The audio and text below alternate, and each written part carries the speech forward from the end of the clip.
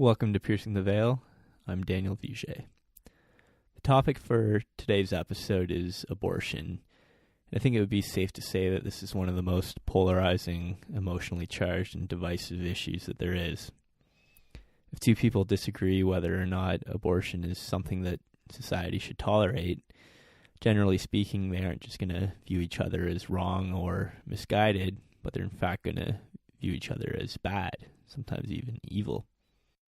So before going into my analysis of the issue, I want to spend a little bit of time discussing why this is the case and why it doesn't actually have to be.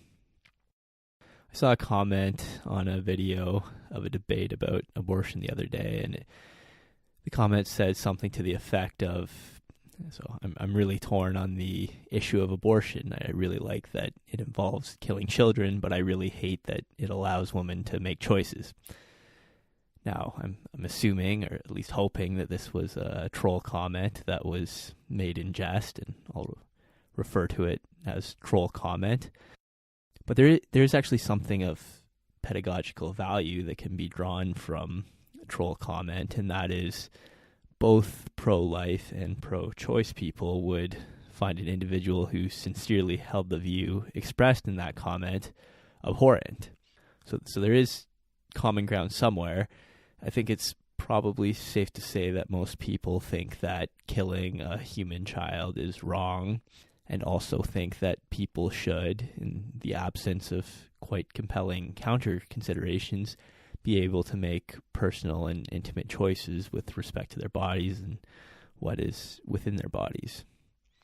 So given that both pro-choice and pro-life people can agree on both of those propositions, the disagreement comes not in the reasoning that leads to their conclusions, but in the premise that serves as a starting point for that reasoning.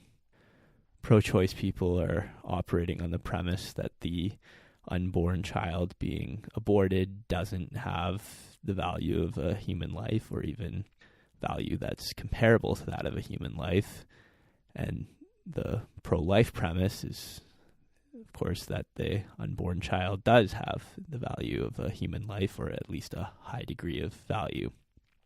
You can see why the abortion arguments tend to produce so much hate, because if someone comes to a pro-life conclusion starting from the pro-choice premise, they're essentially advocating for one half of troll comment there, and that makes them an unreasonable person who's oppressive towards women and imposing their own views onto the intimate bodily choices of others. On the flip side, if someone comes to the pro-choice conclusion from the pro-life premise, they're advocating for the other half of troll comment, and that is that it's okay for someone under the right circumstances to murder a human being, or at least something nearly as bad as that. And you really see this in the names of the two sides identify themselves as. You have pro-choice and pro-life. Pro-choice people wouldn't describe themselves as anti-life, and pro-life people wouldn't describe themselves as anti-choice. There's no real disagreement about whether human life is valuable, or about whether it's important that people have personal autonomy. The disagreement is which of those two issues abortion is fundamentally about.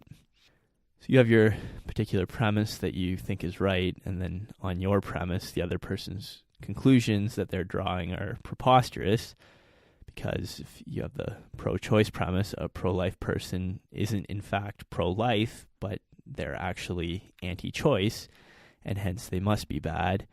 And if you have the pro-life premise, pro-choice people aren't primarily pro-choice, but they're more pressingly anti-life, and therefore must be bad people.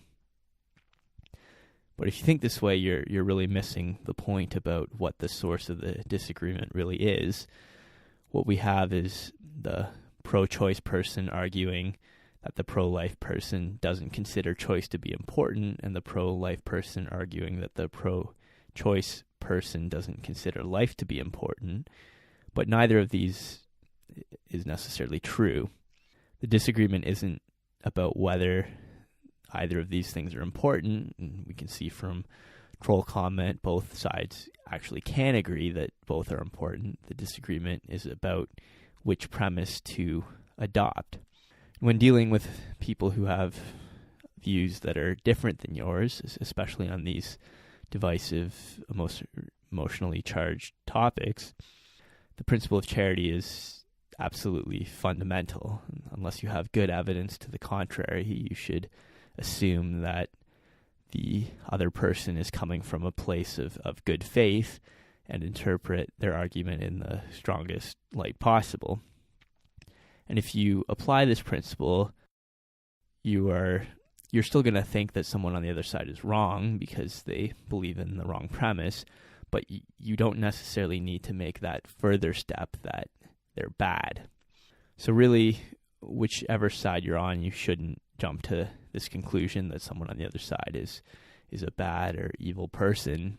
Instead, a better approach is to examine why they believe what they believe, and then if you were in a debate with them, attempt to explain through reason, logic, and science why the premise they believe is misguided and that your premise is the better one to adopt.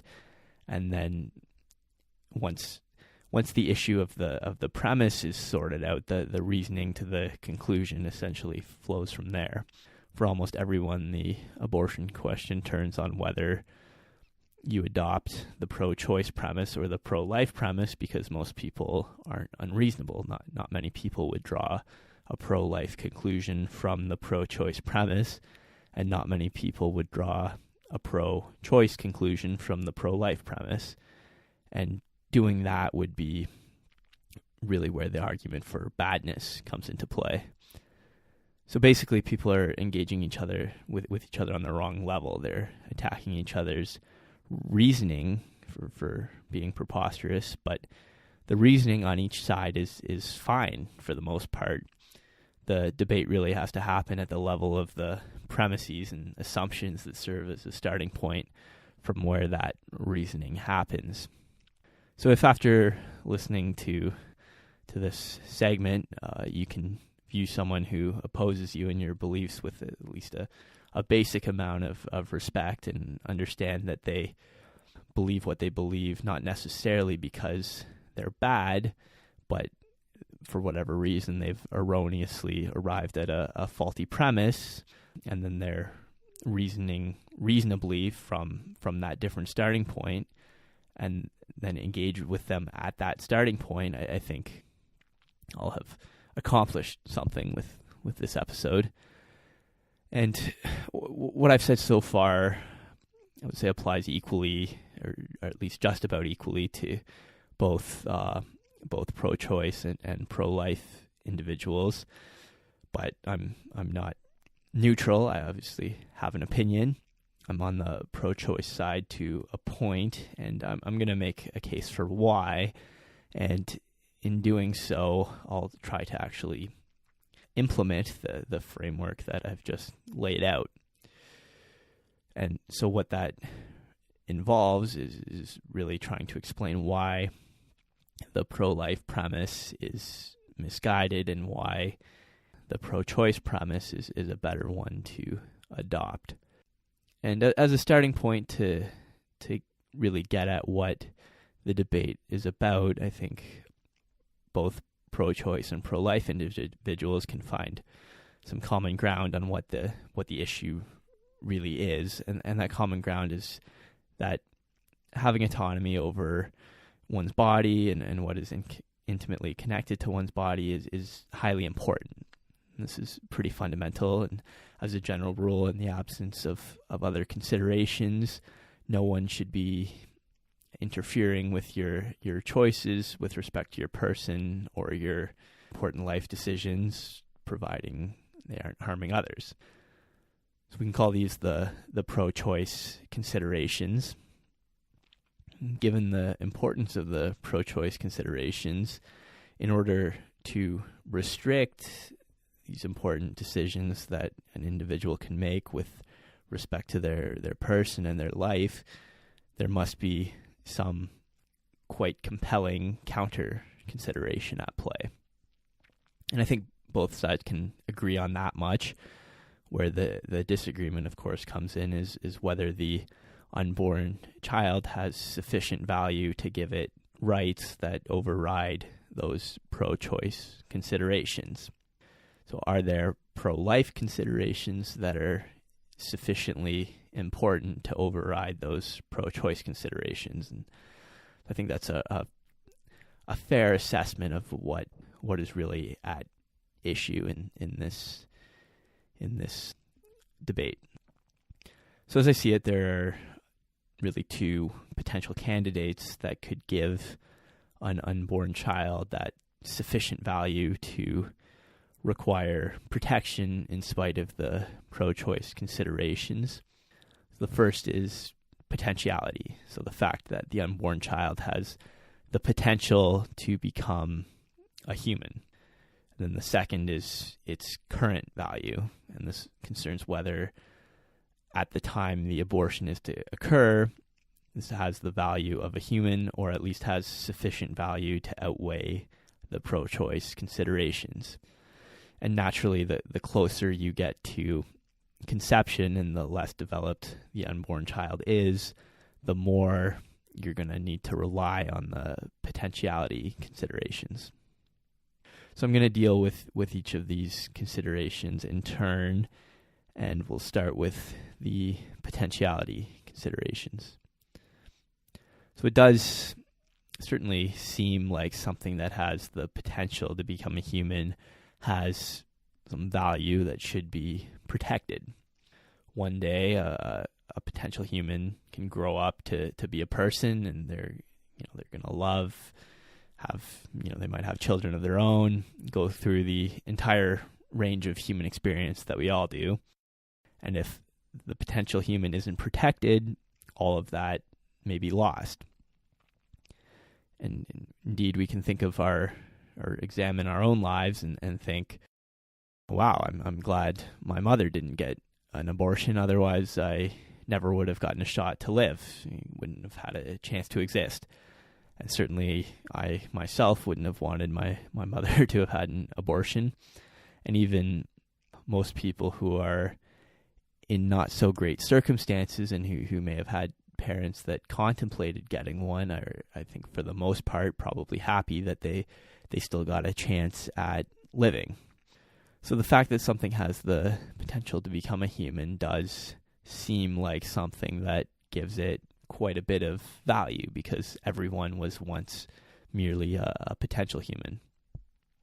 But the problem with finding value in the potential something has to become a human is that if you take seriously the idea that a potential human has sufficient value to give it rights that outweigh a person's right to make these fundamental, intimate, personal choices with respect to their body and life, you get to truly absurd conclusions. So first, you need to consider the mind-numbingly, incomprehensibly large number of potential humans that there are. And just consider this for a second. And if you haven't considered it before, it might mess with your mind a little bit, but consider that every single combination of a sperm and egg cell is a potential human. All that means is that there's a unique person who would exist if that one particular sperm cell fertilized that one particular egg cell. Now, the average human male produces around 525 billion sperm cells over the course of their lifetime. Just to make the math easier, we'll make it more conservative, and I'll round that down to 500 billion. The average woman is born with around 2 million egg cells in her ovaries. So just between your parents, there are 1 million trillion potential people, each of which could have been born and would have laughed and loved and gotten jobs and maybe had their own families. 1 million trillion. And to put that in perspective, that's about the number of grains of sand that there are on the entire planet. Now, consider that there are this many people associated with every single combination of a fertile man and a fertile woman on the entire planet. And then when you start adding in time and the fact that a potential child of a potential person who never got to exist is still themselves a potential person, it's not hard to see that there are essentially infinite number of possible people that could exist. So the first point to take away from this, kind of unrelated to the issue of abortion, is that existence itself is a real privilege in some sense. And people complain about being unlucky or that things never go their way. But the fact that you get to exist at all is just so unbelievably improbable, so much more improbable than any lottery that's ever existed. So it's just something to remember, to kind of put perspective on what we all have in life. But with respect to the relevance of this to abortion, remember right now I'm only addressing the argument for the value of the unborn child based on the fact that it has the potential to become a human. So right now we're not concerned at all with whether presently has human value. I'll deal with that next. If something has value or has rights purely because it has the potential for human life, then each of those million, trillion potential humans that your parents could give life to must have value. And if that value is sufficient to outweigh a person's right to make personal choices with respect to their body and their right to make their own life decisions, which is the threshold that's required to accept the pro-life position, then it would be wrong for your parents not to have as many kids as possible. And in fact, the government should be forcing them to bring about as many of those potential people as possible, since the considerations of each of those potential people outweigh your parents' right to choose not to have kids. Now, this, of course, would just be absolutely absurd. First, it would lead to terrible quality of life and disastrous environmental consequences from overpopulation. And even still, if fertile people produce as many children as possible so as to give as many potential people as possible a shot at life, it would still only be an infinitesimally small fraction of potential people that are brought into existence. It wouldn't even be as much as a drop of water in the ocean, not even close to that much. So yes, I'm very glad my mother didn't get an abortion when she was pregnant with me, but I'm also very glad that my parents decided to have a child in the first place, because if they didn't, that would have had exactly the same effect on me in terms of the potentiality argument as far as I'm concerned. I still never would have gotten a chance at life or at existence. So the fact is that purely potential humans just can't have any rights, as uncomfortable as that may seem.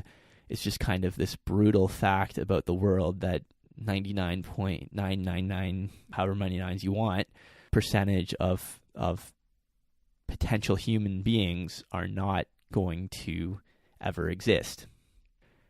Now, I think the only way I can really see a pro-life person trying to salvage the potentiality argument would be through an argument like this. There's a distinction that you can make between a potential human in the form of a sperm and egg that have not yet unified and an unborn child in the womb, and that is the sperm and the egg can only become a human if some action is taken, sex, whereas an unborn child in the womb will become a person unless an action is taken to stop the process. That's abortion. The distinction in terms of potentiality, remember we're still just talking about potentiality, is that an egg and a sperm could become a human if something happens, but a fetus in the womb will become a human unless something happens. Now, in response to this distinction, I would say, yes, there is a distinction, but I challenge someone who makes this argument to really express why that is a morally relevant difference rather than just a kind of technical academic one, and to justify why this kind of subtle difference between action and inaction would be sufficiently important to override the importance of the pro-choice considerations. I mean, perhaps it's just me, but I fail to see how this distinction really is morally relevant. In both cases, you're dealing with something that has a capacity to become a human, and that seems to be the only thing that matters in terms of the potentiality argument. But if someone who's pro-life and listening to this can put forth an argument for why requiring action versus inaction to cultivate the potentiality of the thing does make a significant moral difference, then I'm all ears, and I'd love to hear it. But the ball is in your court, so to speak. So the potentiality argument leads to those absurd conclusions I've outlined, and I think, frankly, it's the weaker of the two arguments for why an unborn child has high value, and it's not overall not the primary argument that pro-life people make, but it does kind of have a tendency to sneak in at times. So I think that's something to be on the lookout for. So the main argument is that the unborn child is itself a human life and has all of, or at least a good deal of, the value of a human who has already been born. And there's no real way of getting around this. When you deal with this question, you have to consider two things. First, what are the defining characteristics of a human life that are of moral relevance? Put another way, what are the things about being human that gives us our special moral value?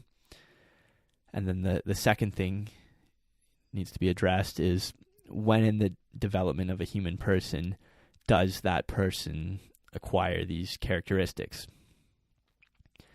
Now, the person I've come across who, in my opinion, just from what I've seen, has put out the strongest argument against abortion is the conservative political commentator Ben Shapiro, and he does something quite effectively with respect to the first question. The way the pro-choice argument goes is essentially something like this. So the possession of trait X is necessary for something to have the moral value of a human being. An unborn child in the womb does not possess X, therefore it doesn't have the value of a human being. And what Ben Shapiro does is, any X that you choose, he'll point to an example of someone who we would want to say has the value of a human being, but who also does not possess X. So his argument is essentially an argument by contradiction on the first premise of the pro-choice argument. So we assume that X is necessary for something to have the moral value of a human being, but there's this individual, John Smith, who doesn't possess X, and therefore you have to be committed to saying that he doesn't possess the value of a human being. But in these counterexamples, Ben Shapiro's point would be it would be preposterous to say that John Smith doesn't possess the value of a human being. He does. So that is a contradiction. He can't both not possess it and possess it. So the first premise, the premise that X was necessary for something to possess the value of a human being, must be wrong. And just to give a couple of quick examples he uses, so say the defining characteristic we want to use is having a heartbeat. Well, then perhaps someone with a pacemaker may not have human value. If it's lung function, then maybe someone who requires an artificial lung might not have human value. And if it's brain function, then young newborn babies or people in comas may not have human value. So the idea then is because it's so difficult to identify a feature that gives humans our moral value, we should just stipulate that this value begins at the moment that the life process starts, at conception, and that it continues until the life process ends. So humans have moral value just because of being part of the human life process. No other reason. And in doing that, you avoid any issues of having your view imply that someone doesn't have human value when they really do. So you'd say that if something is anywhere in that human life process from conception to death, it has the moral value of a human, just by virtue of that fact. And this is actually is a pretty good rule of thumb to use generally. If anyone, no matter where in the human life process, has the moral value of a human, you're never going to make the mistake of denying someone the moral value of a human when they actually do have it. And that's certainly a very bad mistake to make. So you need to take the utmost care not to make that mistake. And the easiest way to do that is to be extremely broad by defining the moral value of a human life just as being in the human life process. It's the broadest way possible to define it. It's possible you might make the mistake of saying that some individuals have the value of a human life when they in fact do not, but this isn't as bad a mistake to make, so the idea is it's okay to make this type of mistake if we never make the other type of mistake. But in abortion cases, since there are those important pro-choice considerations, we don't want to limit those unless there really is a good reason to do so. So there actually is a significant cost to being overly broad in this context when there isn't necessarily in other contexts. So we do actually want to get at the truth here so that we aren't unnecessarily limiting the autonomy of a pregnant woman just because we defined what gives humans our moral value overly broadly. So the problem with the answer that pro-life people give in defining what gives a human moral value in terms of it just being by virtue of being a human is, of course, that it doesn't actually answer the question. The question is, what is it about being a human that makes humans morally valuable? And if you give the answer that what makes being a human valuable is the fact that a human is at some point in the human life cycle, you've provided a completely circular, maximally unhelpful answer. Take an example. Imagine I'm asked what makes French fries tasty, and I answer that being a French fry is what makes French fries tasty. I haven't answered your question in a helpful way whatsoever. You want to know what it is about French fries that make them tasty. So I think what's really happening here is that the pro-life side is equivocating on the term human life.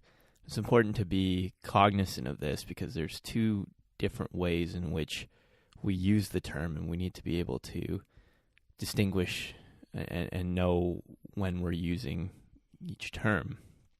Human life in the one sense just means part of the human life process, having independent DNA and being a separate entity. And it's in this sense that human life really does begin at conception, and this is scientifically supported that human life in this sense does begin at conception. But there's another way in which we use the term human life, and that's to refer to what makes a human life morally valuable, the things that give human life its special meaning. And this isn't the same as the way we use human life in the first sense. For example, someone in a completely vegetative state at the end of their life with no conscious experience and no chance of recovery is a human life in the first sense, but not in the second sense. They're not living a human life in terms of the things that give human life its meaning and special moral value, and it's human life in this second sense that we actually care about. So I think there's really three components to human life that give it the important value that needs protection and explain why something really bad has happened when someone dies. So the first is basically sentience, or having thoughts or mental activity, and this is really what makes us human, the fact that we have a subjective experience and things feel a certain way to us. And when we lose this capacity to experience and feel when we die, that's something bad that happens. In a word, we can call this consideration sentience. The second consideration is the fact that we're all made up of a collection of things that make us unique individuals, such as memories, past experiences, personality traits, perspectives, and opinions on the world, talents, knowledge, etc. The list could go on.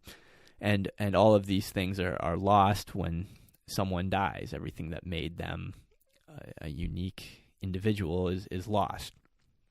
So in a word, we can call this consideration personhood. And then finally, there's the value of the strong relationships we form with others. So when someone dies, there's a loss in that the relationship ends. And with this comes the intense grief and misery placed on the surviving people who didn't die. When someone dies, we don't only feel badly for them, but we feel terribly for their loved ones as well. So in a word, this third component that gives human life value can be called relationships. So as I see it, sentience, personhood, and relationships more or less capture the things that give human life its value and make it worthy of protection.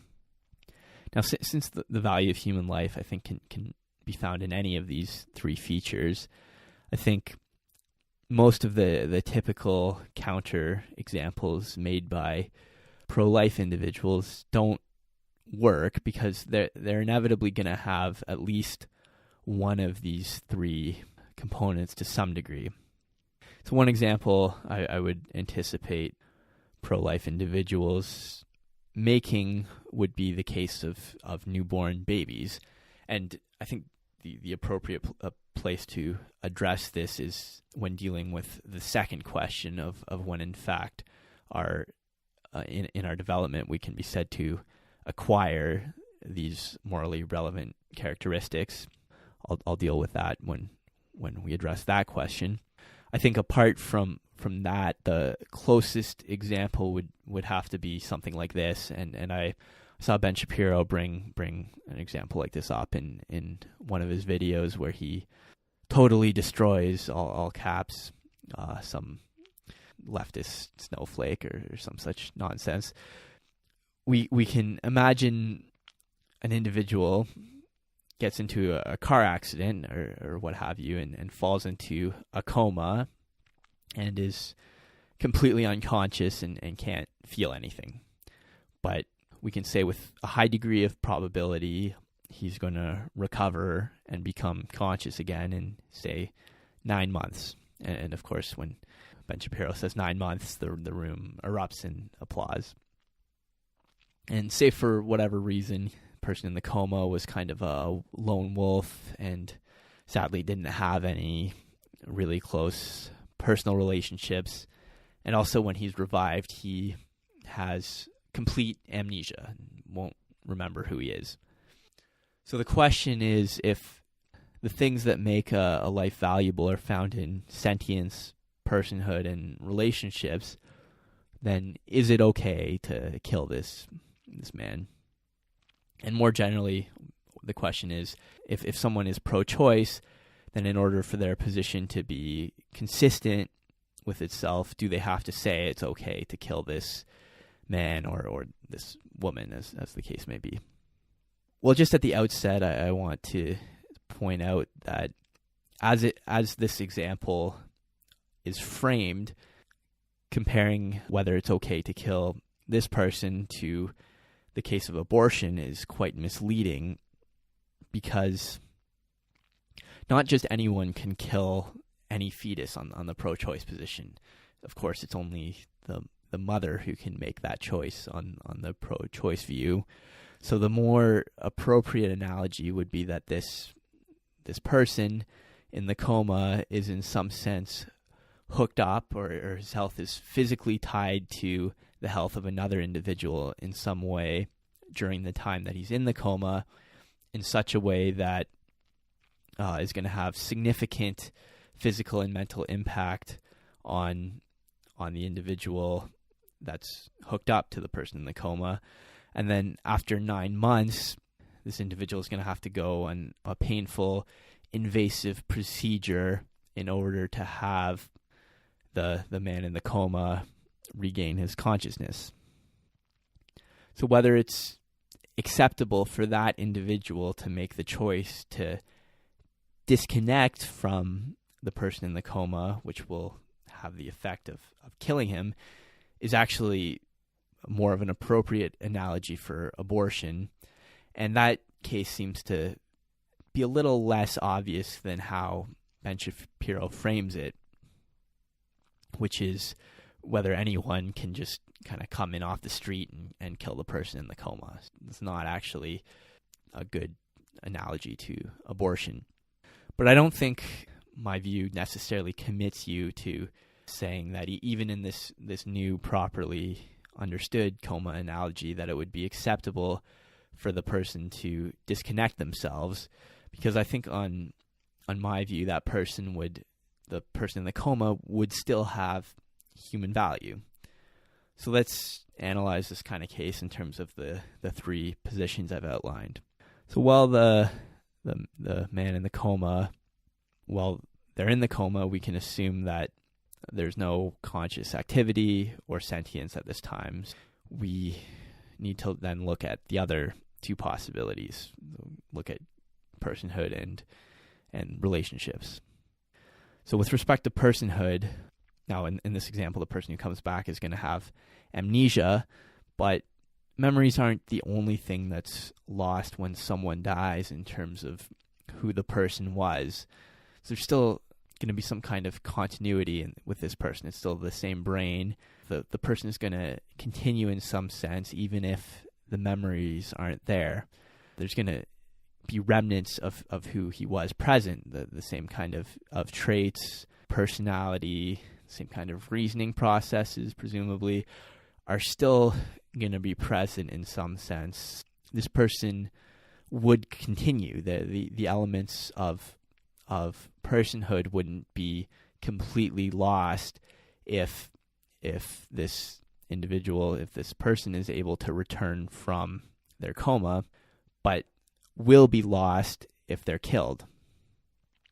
So even in an amnesia case, if a person doesn't die, certain elements of their personhood are going to continue and will be lost if they do die, and that provides a measure of value, and is why even in a case like this, the life of the person in the coma should be protected. And then finally, with respect to relationships, perhaps you could concoct a thought experiment like this where the person actually has no meaningful relationships, but that's a thought experiment. Basically, if you're a human in this society, you've formed some type of relationship with someone which will be lost if you die, and that relationship is something valuable that should also be protected. So maybe you can think of counterexample, and if you're listening and do think of one, I'd love to hear it, and that's how these debates and views develop and positions get refined. But it does seem to me that saying human value is found in sentience, personhood, and relationships doesn't lead to any clear example where someone who we think should have human value wouldn't. And if it does, if it does in some thought experiment, that thought experiment's likely to be so bizarre that it would really provide little instruction on situations we would actually face in the real world. Given that these three things are what seem to matter to give human life value, the question then becomes, when in the developmental process do we acquire these characteristics such that our lives start to have human value? The problem here is there's no one particular moment in time that this happens. It's an ongoing process. So what we have here is a classic Sorites paradox. For those of you who haven't heard of a Sorites paradox before, it's a paradox that arises from vague predicates. It was originally framed in terms of a heap of sand. As it goes, say you have 1 grain of sand. Clearly, one single grain of sand is not a heap. And if you have a collection of grains of sand that isn't a heap, and you add 1 grain of sand to that collection, it still won't be a heap. So in other words, adding 1 single grain of sand doesn't turn a non-heap into a heap. So if you apply this principle, since 1 grain of sand isn't a heap, 2 grains of sand can't be a heap, and since 2 isn't a heap, 3 can't be a heap, and since 3 isn't a heap, 4 can't be a heap. 4 is just 1 grain of sand added to 3, which also wasn't a heap, and so on and so on. Continue to apply this principle, and it seems like you can never get a heap of sand. But we know that 1 million grains of sand, say, is a heap, and hence you get the paradox. And it applies in both directions. So now say we have 1 million grains of sand, which we know is a heap. If you subtract 1 single grain of sand from a heap, it seems like it still is a heap. And we continue to apply that, and eventually you will only get to 1 grain of sand. And just continuing to apply those two principles, 1 grain of sand seems to be a heap. But we know that's not right, because we know it's not a heap. And the way the paradox is resolved is that there's no single point where the collection of sand becomes a heap or becomes a non-heap. It's vague. So there's going to be a point where it is clearly not a heap, and then it will slowly become less and less clear that it isn't a heap, and then it's going to start to look a little more like a heap, but we're not totally sure, and then it's starting to look a little more, and eventually we'll say, yeah, it's starting to look like a heap, and then as we continue, eventually we'll be able to clearly say that it is a heap, say at 1 million. So this problem comes when we try to arbitrarily place heapness at one particular moment in time. Now, the same paradox applies when something goes from being a potential human to being a human. Another thing Ben Shapiro does quite effectively in order to, again, all caps, totally eviscerate social justice warriors is that in making the argument that we should place this moment of humanness at conception, he exploits the paradox and he starts at birth and works backwards. And this is so effective because it is just the Sorites paradox. So start with a newborn baby. I think it's fair to say that most people today would agree that infanticide is wrong. It's not a matter of choice at that point for the mother, and there is another human with their right to life that needs protection. So you work backwards in the exact same way as we did in the heap of sand. Well, what happened at the moment of time when the baby came out of its mother such that it was imbued with the high moral value of a human? And what Ben Shapiro says, and he's more or less right here, is nothing. Other than those few seconds that have passed that the baby's developed a tiny amount, nothing particularly special has happened. The same way adding 1 grain of sand to a non-heap wasn't, no single grain of sand was particularly special such that it turned a non-heap into a heap. And then he just keeps working backwards. So if it would be wrong to kill this baby at time t, it would also be wrong to kill that baby at time t minus 1. And you just continue to apply that reasoning, and then you get the pro-life position that it's wrong to have the unborn child aborted right up until the very, very beginning of the human life process. So the first thing to note is that there is a real difference that happens at birth, and that is the pro-choice considerations now don't really exist anymore, and that does actually happen at the moment of birth. So while the pro-life considerations of the baby aren't substantially different immediately before or immediately after birth, the pro-choice considerations of the woman are actually quite a lot different, since it's no longer within and connected to the woman's body. So returning to the coma analogy, once we have a born baby, the analogy really would be just whether someone else can come in and kill the guy in the coma, not whether someone who's hooked up to the guy in the coma, giving him life, could choose to disconnect. Now, I'm not saying that the pro-choice considerations are enough such that they should outweigh the life of the baby, but I don't need to make that argument to argue that the vast majority of abortions are acceptable. Generally reasonable pro-choice people aren't arguing for abortions the day before the due date. And in fact, looking at statistics at when abortions occur from the U.S. Center for Disease and Control and Prevention, around 92% of abortions occur within the first 13 weeks, and only 1.2% occur after 21 weeks.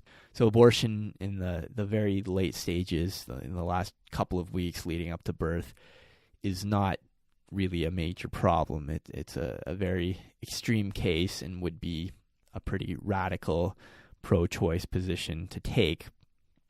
There are also radical positions you can take on the pro-life side, like trying to restrict a woman's right to abort a fetus after a case of rape or when the woman's life's at stake. And just as a general rule, rarely are the most extreme positions you can take on any issue on either side the optimal ones. So the second thing is that this argument Ben Shapiro is making is, of course, just the Sorites paradox. Just because we can't easily pick out a singular moment in time and say, okay, this is the magic barrier where abortion goes from being okay to being not okay, that doesn't mean that there aren't times that we do know it is okay or we do know that it isn't okay. So the same way we know that 1 million grains of sand is a heap and 1 grain of sand isn't a heap, we know that a baby that has been born has value of a person and a zygote isn't a person. The fact that we can't pinpoint exactly where that transition occurs doesn't mean that we can't know those things to be true. A baby possesses a level of sentience and personhood, and while it might not be fully developed, it possesses it at a level that gives its life moral value that requires protection in a way that a zygote doesn't. So how do we draw a line from when as a society we can tolerate abortion when there's no clear line to be drawn? There's no clear point at which the value of a human being emerges. Now, I think this is to some extent an open question, and I'm not going to try to pretend to have the exact answer to this question.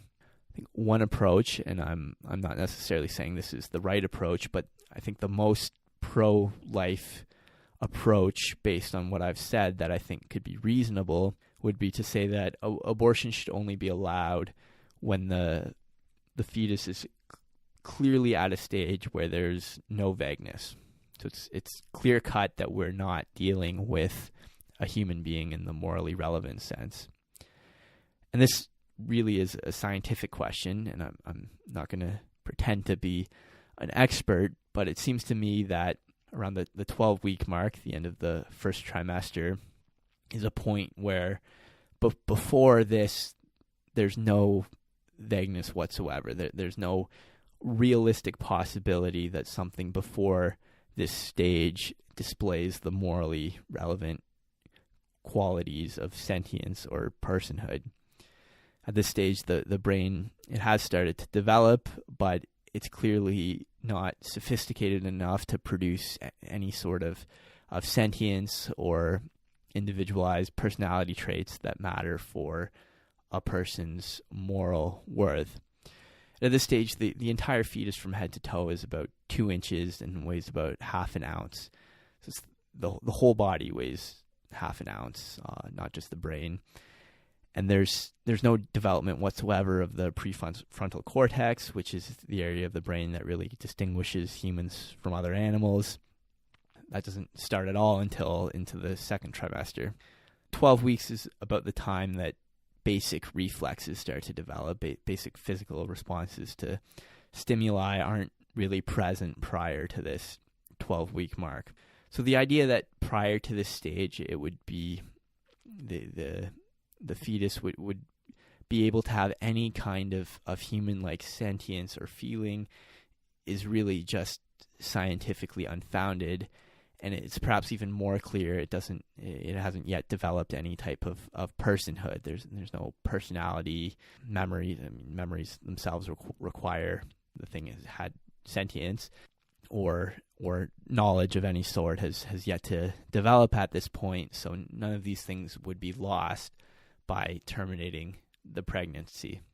Now, you might object at this point and say, well, the fetus will become a human, and that's what gives it its value over and above any sentience or personhood that it currently possesses.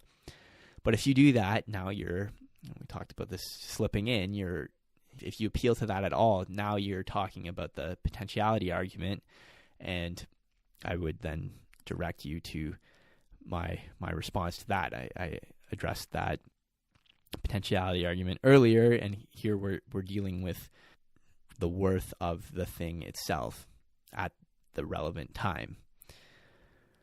So that covers off sentience and personhood, but what about relationships? Now this is interesting because even at this stage, I think it's true that the fetus has a strong relationship with the mother, and perhaps to a certain degree with the father as well, by virtue of the biological connection. And this explains why it would be very, very wrong for someone other than the mother to do something that would terminate the pregnancy. If person A is pregnant and without person A's consent, person B causes the termination of person A's pregnancy, person B has done something terribly wrong, and something wrong in addition to taking away person A's choice, and that is because of the relationship between person A and the fetus.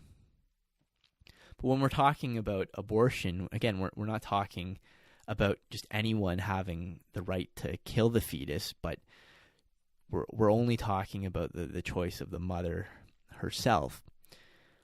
So since it's really only her relationship to the fetus that's at stake, she alone would have the ability to make that choice, and that is the pro-choice position. Now, I do think you need to say that the father does have some relationship to the fetus as well. I think it would be a much smaller one at this stage, since it's connected to the mother in a way that it isn't with the father. And I do think in a situation where, say, a woman gets pregnant through entirely consensual sex. Obviously, this wouldn't apply to a rape case whatsoever. And the father, say, very strongly does not want the abortion to occur and is prepared to take it on at birth and go through all the responsibilities of parenting, then something is lost if that mother does have the abortion, and that is in the form of the relationship between the father and the fetus. Now, the question is that relationship itself enough to override the pro-choice considerations of the mother? I think in most cases probably not, but that I think is a point that might be interesting, and there might be some room for debate there. So really, in terms of the paradox, I think anything within the first trimester is at a stage where we can quite clearly say that the fetus does not have the morally relevant features that give humans their moral value, and whatever moral status it has is not enough to outweigh the choice considerations of the mother. Even taking the most pro-life analysis that's within reason that you could possibly apply. Now, through the second trimester, the unborn child is growing. It's starting to get slightly more sophisticated. Brain activity, the prefrontal cortex is beginning to develop. So through here, we're now starting into, I would say, the vagueness stage, where it's starting to get closer to resemble a newborn infant, but it's not clear when exactly it takes on these morally relevant characteristics. And where you want to say it's sufficiently developed that through its sentience, personhood, and relationships, it now has value that outweighs the mother's pro-choice considerations, again, is an open question, and I'm not going to pretend to know where the best place to draw that line is. The one thing I will say is that the pro-choice considerations really are relevant. So there may be a situation of a teen pregnancy, or in the most extreme, pregnancy from rape that for whatever reason has made it well into the second trimester. It seems reasonable to me to say that in those type of cases, the pro-choice considerations are especially strong, and we should be more inclined to favor the pro-choice considerations over the pro-life considerations than we normally would. And again, where exactly we need to kind of artificially place the line isn't going to be obvious. So that's basically my thoughts on the abortion issue. I doubt it will change anyone's mind about anything, but I think it may at least clarify some of the debate and hopefully allow you to look at someone who is on the other side of the issue with a little bit of respect, at least, and hopefully this discussion can help you critically examine and refine your own thinking on the issue as well. And I just want to end on a point which has been well noted, but I'll reiterate because I think it really is right, and it's one that there can be common ground on, and that is the prevention of unwanted pregnancies, whether through better birth control, sex education, perhaps even focusing on trying to shift away from the kind of the hookup culture that we're living. That can be a focus for both sides. No one, at least no one that I know of, has getting an abortion on their bucket list. It's a last resort that no one wants to take. So really the most effective way to prevent people from having abortions, maybe to help people from getting unwanted pregnancies, and that is where everyone can put their energy in a way that's positive and constructive. So the best way to stop abortions seems to be to set up the conditions where people will find themselves in a situation where they feel the need to get one, as little as possible. So that's going to end this discussion. If you got something out of it, please consider subscribing, Piercing the Veil. It's on YouTube, iTunes, and most of the other major podcast platforms. Take care out there, and I look forward to the next discussion.